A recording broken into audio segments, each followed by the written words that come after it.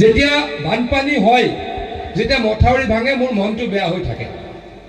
কিয়? মই বিভাগটোৰ মন্ত্ৰী, আৰু বিভাগটোৰ মন্ত্ৰী হৈ যদি মানুহক বানপানীৰ পৰা ৰক্ষা কৰিব নোৱাৰোঁ, গৰাখহনীয়াৰ পৰা যদি ৰক্ষা কৰিব নোৱাৰোঁ, তেতিয়া মই ক'ৰবাত ব্যৰ্থ, তেনেকুৱা মোৰ অনুভৱ হয়। কিন্তু আমি কেতিয়া একেদিনাই এইটো কৰিব নোৱাৰোঁ।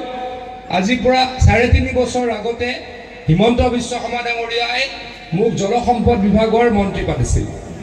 একেদিনাই গোটেইখিনি কাম কৰিব নোৱাৰি, কাৰণ অসমৰ এটা মূল সমস্যা আছিলে কি, যে বানপানী আৰু গৰাখহনীয়াৰ সমস্যা। আমাৰ ধেমাজি জিলা, আৰু মই যিখন জিলাৰ পৰা আহোঁ, মৰিগাঁও জিলা, বা আমাৰ এইফালে যদি কওঁ শদিয়া, আমি যদি চাওঁ এই অঞ্চলবিলাকত অত্যন্ত বানপানী হৈছিল। মাজুলী, লখিমপুৰ, এইবিলাক অঞ্চলত বহুত বেছি বানপানী হৈছিল। আজি মই অত্যন্ত সুখী। ইয়াতে যোৱা বছৰ আহি প্ৰতিশ্ৰুতি দি গৈছিলোঁ, বৰণ বৰুৱা আৰু ভুৱন পেগু ডাঙৰীয়াৰ এইখিনিৰ পৰা অকণমান আগলৈকে আহিছিলোঁ।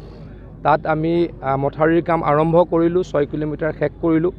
আজি এই অঞ্চলত 15 কিলোমিটাৰ নতুনকৈ মথাউৰি নিৰ্মাণৰ কাম আৰম্ভ কৰিলোঁ, আৰু যথেষ্ট মথাউৰি নিৰ্মাণ কৰিবলগীয়া আছে, প্ৰায় 29 কিলোমিটাৰ। অহা বছৰ আশা ৰাখিছোঁ আকৌ এইখিনি সময়তে যদি ইয়ালৈকে মথাউৰি নিৰ্মাণৰ কাৰণে আহিব পাৰোঁ, যাতে এই মানুহখিনি বানপানী মুক্ত হয়, ইয়াৰ মানুহখিনি যাতে ভালদৰে জীৱন নিৰ্বাহ কৰিব পাৰে। যেতিয়া বানপানী হয়, যেতিয়া মথাউৰি ভাঙে, মোৰ মনটো বেয়া হৈ থাকে। কিয়? মই বিভাগটোৰ মন্ত্ৰী, আৰু বিভাগটোৰ মন্ত্ৰী হৈ যদি মানুহক বানপানীৰ পৰা ৰক্ষা কৰিব নোৱাৰোঁ, গৰাখহনীয়াৰ পৰা যদি ৰক্ষা কৰিব নোৱাৰোঁ, তেতিয়া মই ক'ৰবাত ব্যৰ্থ, তেনেকুৱা মোৰ অনুভৱ হয়। কিন্তু আমি কেতিয়া একেদিনাই এইটো কৰিব নোৱাৰোঁ। আজিৰ পৰা 3.5 বছৰ আগতে হিমন্ত বিশ্ব শৰ্মা ডাঙৰীয়াই মোক জলসম্পদ বিভাগৰ মন্ত্ৰী পাতিছিল। একেদিনাই গোটেইখিনি কাম কৰিব নোৱাৰি, কাৰণ অসমৰ এটা মূল সমস্যা আছিলে কি, যে বানপানী আৰু গৰাখহনীয়াৰ সমস্যা। আমাৰ ধেমাজি জিলা, আৰু মই যিখন জিলাৰ পৰা আহোঁ, মৰিগাঁও জিলা, বা আমাৰ এইফালে যদি কওঁ শদিয়া, আমি যদি চাওঁ এই অঞ্চলবিলাকত অত্যন্ত বানপানী হৈছিল। মাজুলী, লখিমপুৰ, এইবিলাক অঞ্চলত বহুত বেছি বানপানী হৈছিল।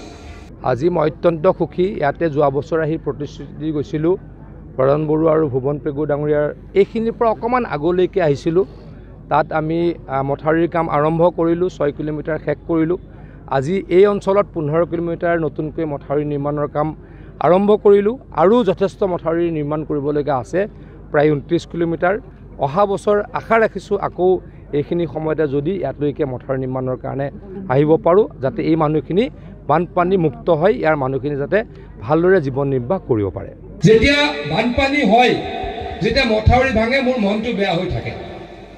কিয়? মই বিভাগটোৰ মন্ত্ৰী, আৰু বিভাগটোৰ মন্ত্ৰী হৈ যদি মানুহক বানপানীৰ পৰা ৰক্ষা কৰিব নোৱাৰোঁ, গৰাখহনীয়াৰ পৰা যদি ৰক্ষা কৰিব নোৱাৰোঁ, তেতিয়া মই ক'ৰবাত ব্যৰ্থ, তেনেকুৱা মোৰ অনুভৱ হয়। কিন্তু আমি কেতিয়া একেদিনাই এইটো কৰিব নোৱাৰোঁ। আজিৰ পৰা 3.5 বছৰ আগতে হিমন্ত বিশ্ব শৰ্মা ডাঙৰীয়াই মোক জলসম্পদ বিভাগৰ মন্ত্ৰী পাতিছিল। একেদিনাই গোটেইখিনি কাম কৰিব নোৱাৰি, কাৰণ অসমৰ এটা মূল সমস্যা আছিলে কি, যে বানপানী আৰু গৰাখহনীয়াৰ সমস্যা।